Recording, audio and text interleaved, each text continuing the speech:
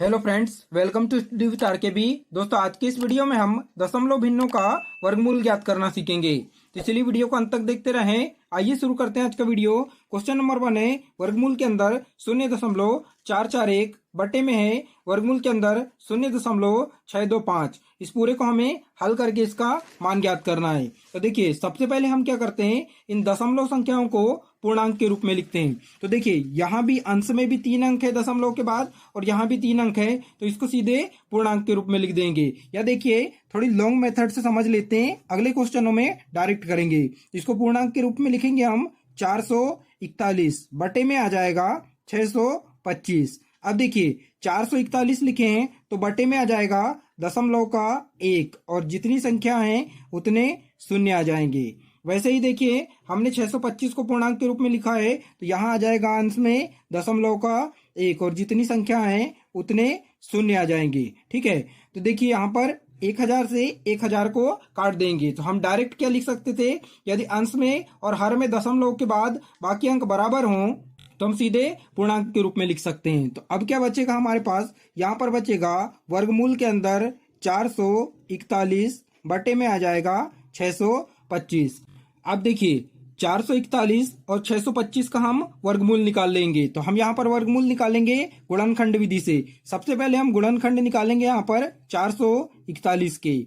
आखिरी में 1 है तो 2 से तो भाग नहीं जाएगा, 3 से देंगे, 3 एकम 3। ठीक है, बचा 1, हो गया 14, 3 चौके 12, और यहाँ बचा 2, तो फिर कितना हो गया 21, 3 सत्ते 21। ठीक है, फिर 3 से देते हैं तो 1 अंक में तो नहीं जाएगा, पूरी 14 में देते हैं, 3 चौके 12, और बचा 2, हो गया 27, 3 नाम 27। ठीक है, फिर अब 3 से तो नहीं जाएगा, 7 से जाएगा, 7 सतैया 49। ठीक है, फिर 7 से देते हैं, 7 एकम 7। तो देखिए, 441 के गुणनखंड क्या हो गए, 3 गुणा 3 गुणा 7 गुणा 7। ठीक है, वैसे ही तोड़ते हैं 625 के। तो यहाँ पर देखिए, 625 के भी हम गुणनखंड तोड़ लेंगे, ये हो गया 625। देखिए, अंतिम में 5 है, इसका मतलब 2 और 3 से तो भाग नहीं जाएगा, सीधे 5 से देते हैं। 5 एकम 5, बचा 1, हो गया 12, 5 दूनी 10। ठीक है, बचा 2, हो गया 25, 5 25। इसके बाद फिर 5 से जाएगा क्योंकि अंतिम में 5 है, 5 दूनी 10। ठीक है, बचा 2, हो गया 25, 5 25। फिर 5 से देंगे, 5 25।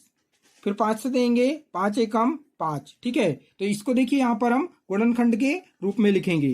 तो देखिए यहाँ देखिए, हम 441 को क्या लिख सकते हैं, 3 गुणा 3 गुणा 7 गुणा 7 लिख देंगे। और 625 को क्या लिखेंगे, 5 गुणा 5 गुणा 5 गुणा 5 लिखेंगे। अब देखिए, वर्गमूल से बाहर निकालना है तो 2 के जोड़े बनाते हैं, तो एक 3 का जोड़ा बन जाएगा, एक 7 का, और यहाँ देखिए 5 5 के 2 जोड़े बन जाएंगे। तो यहाँ देखते हैं, तो बाहर निकलेगा अंश में 3 गुणा 7, क्योंकि वर्गमूल के बाहर एक जोड़ी का 1 अंक निकलता है। ठीक है, यहाँ देखिए 5 के कितने जोड़े बन रहे हैं, 2, तो बटे में आ जाएगा 5 गुणा 5, क्योंकि एक जोड़ी का 1 निकलता है।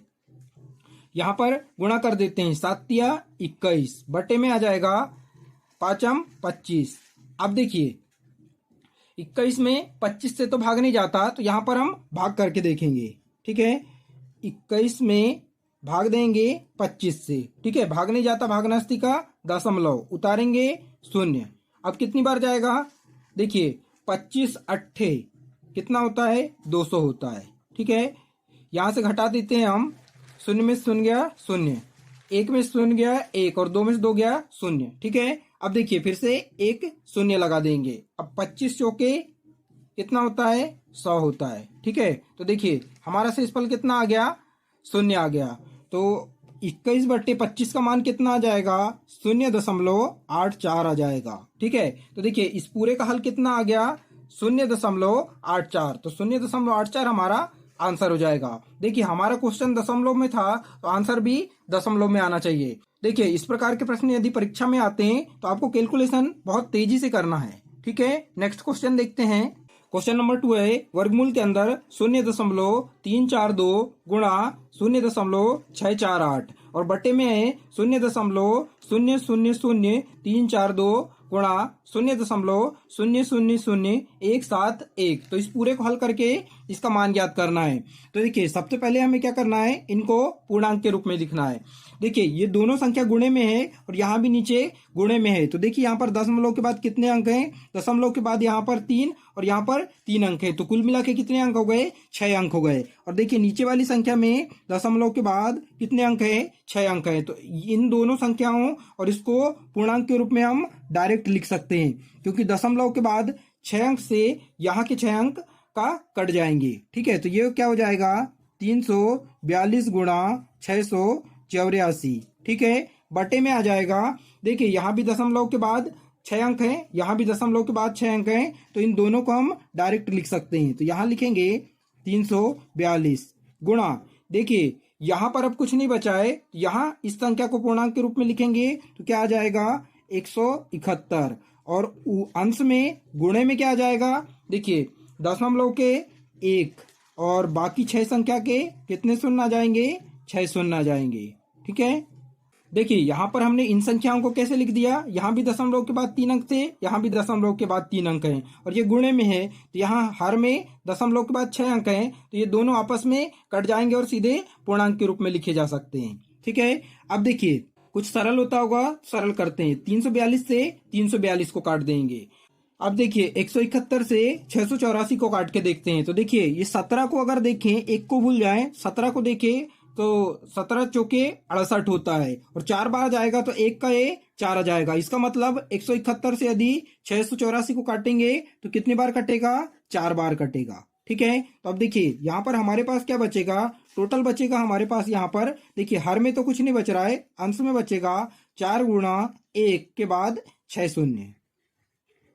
ठीक है, देखिए इस प्रकार के प्रश्नों को आपको शॉर्ट ट्रिक से करना है, नहीं तो बहुत ज्यादा टाइम लग जाता है। ठीक है, अब देखिए यहाँ पर 4 का वर्गमूल क्या होता है, 2 होता है, गुणा देखिए यहाँ पर 1 के बाद कितने शून्य हैं, 6 शून्य हैं, तो 1 के बाद हमें वर्गमूल से बाहर निकालेंगे तो 3 शून्य बाहर निकल जाएंगे। ठीक है, अब देखिए इसका हम गुणा कर देंगे, 2 का गुणा 1000 से करेंगे तो कितना आ जाएगा, 2000 आ जाएगा। ठीक है, तो देखिए 2000 हमारा आंसर आ जाएगा। ठीक है, नेक्स्ट क्वेश्चन देखते हैं। क्वेश्चन नंबर 3 है, वर्गमूल के अंदर 0.03 का वर्ग धन 0.21 का वर्ग धन 0.065 का वर्ग बटे में है 0.003 का वर्ग धन 0.021 का वर्ग धन 0.0065 का वर्ग। देखिए इस प्रकार के प्रश्नों को सबसे पहले हमें काट के सरल करना होता है, नहीं तो ये बहुत ज्यादा टाइम लगा देते हैं। तो देखिए इन दोनों में अंश और हर में कुछ कॉमन है क्या, ये देखते हैं हम। देखिए 0.03 है और यहाँ पर 0.003 है, यहाँ देखिए 0.21 है और यहाँ 0.021 है। तो देखिए एक शून्य का फर्क आ रहा है हर में, तो देखिए हमको अंश में जो है उसको हर में बनाना है। ठीक है, तो ये दोनों आपस में कट जाएंगे, इस प्रकार का बनाना है, तो यहाँ पर हम बना देते हैं। तो अंश को हमें नहीं छेड़ना है, तो अंश जैसे का तैसा रहेगा, तो क्या हो जाएगा 0.03 का वर्ग धन 0.21 का वर्ग धन 0.065 का वर्ग।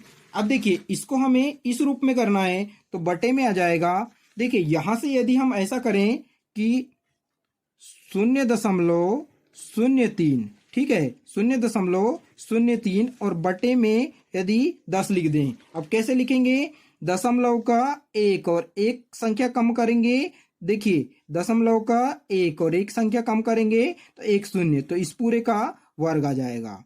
धन यहां भी 1 शून्य कम करना है, तो क्या करेंगे 0.21 बटे 10 पूरे का वर्ग लिख देंगे। धन देखिए ये पूरी संख्या को छेड़ रहे हैं हम, तो इसलिए भी 10 का वर्ग आएगा। देखिए यहाँ भी 1 शून्य हमें कम करना है, यहाँ पर इस प्रकार का बनाना है, तो यहाँ क्या आ जाएगा 0.065 बटे 10 का वर्ग। देखिए यदि 10 कैसे आया नहीं समझ आया तो फिर से समझते हैं। देखिए यहाँ पर हमें 0.03 का वर्ग बनाना है, तो यहाँ देखिए हमारे पास क्या था 0.003। यदि हम दशमलव का 1 लिख दें और यहाँ से 1 अंक कम कर दें, ठीक है, तो ये 10 आता है।